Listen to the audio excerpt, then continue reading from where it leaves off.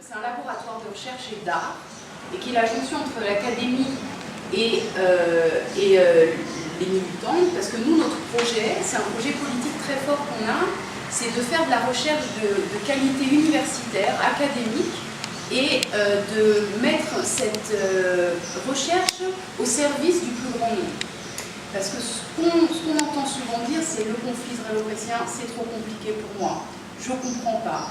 Il y a des experts qui se donnent la parole et qui se donnent le droit de définir ce que vous pouvez comprendre, ce que vous ne pouvez pas comprendre. Non, c'est trop compliqué pour vous.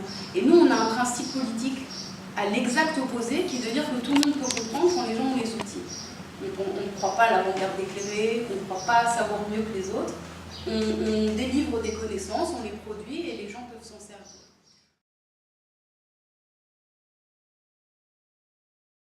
Notre but principal, c'est nous travaillons pour la reconnaissance du droit au retour des réfugiés palestiniens et pour la reconnaissance de la Nakba, de ce que veut dire la Nakba d'un point de vue israélien. Nous souhaitons mettre les Israéliens face à leur propre responsabilité, face à leur propre histoire coloniale. Et on ne fait pas ça uniquement par théorie, on fait ça parce qu'on pense que la reconnaissance du traumatisme de l'autre peut être, si ce n'est la seule solution, en tout cas une solution pour pouvoir nous assurer un futur avec une paix juste, durable, ensemble, dans un espace partagé ici.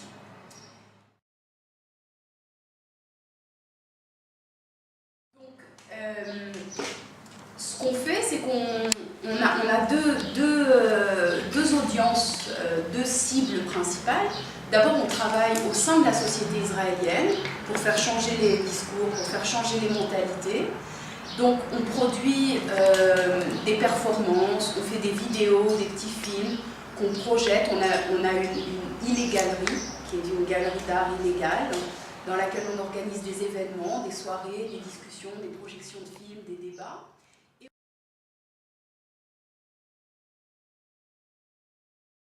On est toujours dans une identité en contradiction. C'est eux contre nous. Tu es avec eux ou tu es avec nous. Tu es contre nous ou avec nous. Comme c'est un espace en guerre, c'est un espace qui oblige les gens à prendre position avec ou contre nous, sans prendre en considération que la vie est un peu plus subtile que le avec ou le contre, et donc il y a des voies. On peut soutenir le droit au retour des réfugiés palestiniens, soutenir la campagne BDS, et pas pour autant être pour la destruction de l'État d'Israël, par exemple.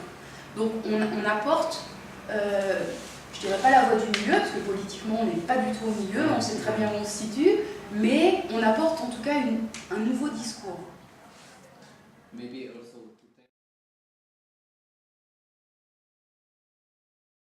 Donc, et là, ça s'arrête à la guerre de 67, donc avec l'occupation et l'annexion du Golan syrien. La carte que nous sommes en train de produire est une carte qui ira jusqu'à la dernière guerre de Gaza, parce que ça nous semble important de resituer l'ensemble des guerres qui ont lieu. C'est des rounds, des cycles et des contre-cycles de violence qui, à notre sens, prennent leurs racines dans une même cause. Donc nous sommes en train de travailler sur cette carte qui sera en français. Il y aura une carte en anglais, une carte en français et une carte en hébreu. Et ça nous semble déterminant de faire ce genre de carte en français parce que c'est des cartes en termes de recherche d'un niveau, à ma connaissance, pas égalé. En termes de connaissances sur le terrain. Et dans la carte qu'on est en train de préparer actuellement, c'est un chantier immense, hein, donc ce ne sera pas prêt dans 6 mois, c'est vraiment un chantier immense. On travaille aussi sur tous les villages bédouins détruits du Negev, donc c'est une masse d'informations qui sera accessible sur un document, une carte, qui sera aussi accessible en ligne, parce que notre politique est vraiment de distribuer le plus massivement possible les connaissances. Donc ce sera une carte, on vous tiendra au courant évidemment, dont vous pourrez vous servir en français.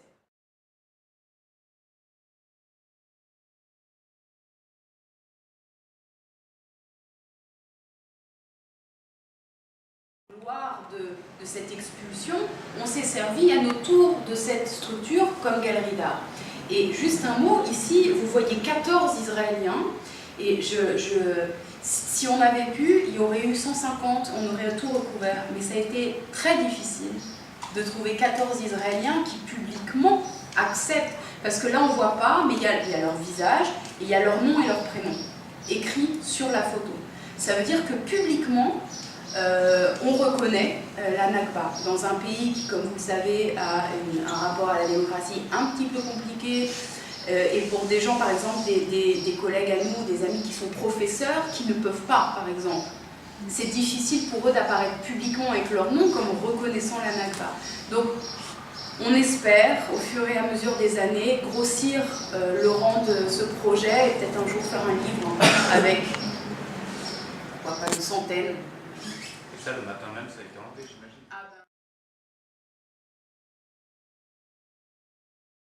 Au massacre de 48, qui décrivent, ils disent, dans la très grande majorité, on n'a pas eu face à nous une résistance armée. On avait des civils avec pas d'armes, très peu de résistance finalement, sans moyen de résistance.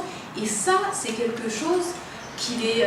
on éduque le public israélien à ça, parce que c'est difficile, c'est très traumatique d'accepter la réalité. Mais c'est sur YouTube, non? Il y a un... Oui, Amnon Neumann, ouais. Exactement, son témoignage est sur YouTube. She knows. Ah, she knows it? Right. Yeah. We don't. Yeah, I want to show you. I think it's very... Parce que c'est quelque chose d'important, de la même façon que ce qui a fait aussi le succès de Zohar, c'est que ce sont des Israéliens qui s'adressent à des Israéliens. C'est-à-dire que c'est quelque chose quand moi, fille de réfugié, je vais dire aux Israéliens, voilà ça, ça et ça, ils me disent ok, merci, mais tu es partisane. Et quand un Israélien s'adresse à eux, d'abord il y a en psychologie ce qu'on appelle aussi la possibilité d'empathie. C'est-à-dire que tu es mon semblable, donc c'est plus facile pour moi de m'identifier à toi et d'être en empathie avec toi. Et quand Amnon Neumann, un combattant du Palmar, le Palmar c'est l'élite de la nation, c'était les héros de l'indépendance. Quand l'un d'entre eux dit « on a commis des massacres, il y a eu des viols, il y a eu des expulsions systématiques, et quand on est arrivé dans les villages, les gens étaient effrayés, il n'y a pas eu de pédaïne dans la plupart des cas », c'est quelque chose qui a un pouvoir de changement chez les Israéliens que ne pourrait pas avoir, rien d'autre ne pourrait avoir ce poids en fait.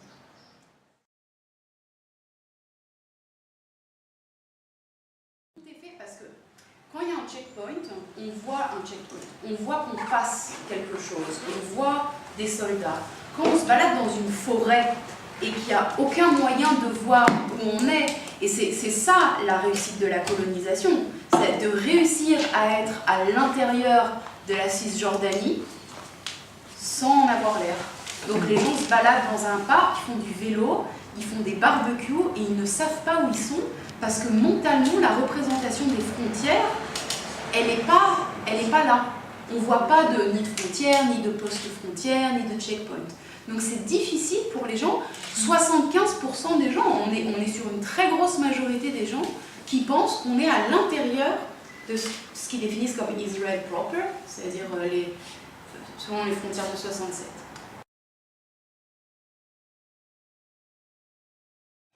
Personne ne vient en Israël-Palestine par hasard. Personne. On a des intérêts politiques, familiaux, identitaires, culturels, whatever. Et donc, il m'a fallu du temps pour me dire que ce que je voulais faire, c'est de la recherche, mais pas dans l'institution. C'est ce qu'on appelle de l'action-recherche. C'est produire de la recherche, mais être capable de la diffuser en dehors des cercles d'experts, avec d'autres moyens que des articles. J'ai écrit une thèse de 800 pages que vous pouvez lire sur Internet. Je pense que 10 personnes... De trouver des moyens de continuer à faire de la recherche avec l'éthique et le sérieux de ce que veut dire faire de la recherche. C'est-à-dire que mettre la recherche aussi au service de l'activisme. C'est être capable de dire, les produits qu'on vous donne sont des produits, c'est pas de la propagande de gauchistes, comme on nous le... C'est aussi de la propagande de gauchistes, mais qui est fondée, qui a des bases scientifiques très solides. Vous savez qu'en Israël, à l'école par exemple, il y a des écoles pour les juifs, des écoles pour les arabes, et des écoles pour les druzes, et des écoles... Okay. Il Il y a 5 écoles mixtes en Israël, 5, c'est-à-dire où il y a des juifs et des arabes ensemble. C'est les écoles Yad Beyad, main dans la main. Mais qui met ses enfants dans Yad Beyad? C'est les activistes, c'est les élites. Les prolos, ils ne mettent pas leurs enfants dans une école, ils vont à l'école du quartier et puis c'est tout. Ça veut dire que dès leur plus jeune âge, les Israéliens sont catégorisés par ethnie, y compris à l'école. Et la plupart des Israéliens, quand est-ce qu'ils rencontrent des Palestiniens pour la première fois? À l'armée. Donc il y a des chemins de vie qui facilitent plus la communication qu'une première rencontre avec une arme à la main contre une population. Et effectivement, il y a une ignorance absolue de l'histoire, mais aussi du quotidien des Palestiniens. Qu'est-ce que ça veut dire d'être palestinien? Et d'ailleurs, c'est pas par hasard que les Israéliens réfèrent aux Palestiniens de l'intérieur, ceux qui sont là, comme des Arabes. Pour eux, les Palestiniens, ils sont à Gaza, ils sont en Cisjordanie, mais ceux qui sont ici, c'est des Arabes israéliens. C'est-à-dire que c'est même difficile, mentalement, de se représenter que ces personnes appartiennent à un même peuple, pour les gens.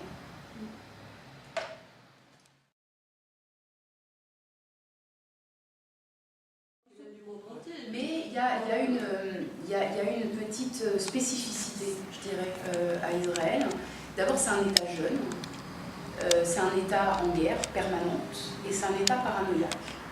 Donc, on élève les enfants à l'école, ici, en leur disant « Est-ce que tu te rappelles ce qui est arrivé à mamie ?»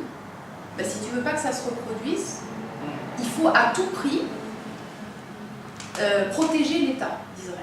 Avec un mélange des émotions, des genres, là il y a eu un scandale parce que sur Yom HaShoah, le jour de la Shoah, là il y a quelques jours, dans un kindergarten à Rishon LeZion, une instite a fait porter, il y a 2 minutes de silence, c'est-à-dire qu'à 10h, il y a une sonnerie, peut-être que vous l'avez peut-être entendu. On était de l'autre côté. Donc de ce côté-là, il y a une sonnerie et donc toute l'activité, la rue se fige pendant 2 minutes. C'est très impressionnant par ailleurs. Les bus s'arrêtent, la circulation, les marteaux-piqueurs, pendant 2 minutes, c'est une sonnerie pour se rappeler des morts. Ce qu'a fait cette maîtresse, 3 ans, on parle d'enfants de 3 ans, elle leur a collé des étoiles juives avec écrit Yud dessus à des enfants de 3 ans. Donc en permanence, on rappelle aux enfants le lien entre la Shoah et toute discussion pour la paix, toute discussion en faveur de la paix, en faveur de la reconnaissance des Palestiniens comme nos égaux. On n'est pas encore un État palestinien, juste la reconnaissance des Palestiniens comme égaux est une menace existentielle connectés par l'éducation, par la rhétorique officielle, comme si on leur reconnaît des droits, s'ils ont le droit de revenir, ça va être un nouvel holocauste. Ce qui est paradoxal quand même, parce que c'est ce qu'on se dit à chaque fois depuis le début du voyage. Quand on a vécu une discrimination aussi forte et aussi violente que l'Holocauste, le premier réflexe pourrait être aussi de ne jamais refaire ça à d'autres. Ouais. C'est ça qui paraît toujours assez... Alors après, en psychologie, il y a des explications. Par exemple, il y a... alors ça veut dire qu'on les accepte, hein, mais par exemple, il y a tout un travail de fait à une autre échelle, à une autre mesure, les comparaisons valent ce qu'elles valent, mais les gens qui battent leurs enfants sont souvent des gens qui ont été battus. Ça ne veut pas dire qu'on excuse, pas du tout, mais ça veut dire qu'il y a des traumatismes à régler encore qui sont encore très récents. Mais bon, peut-être.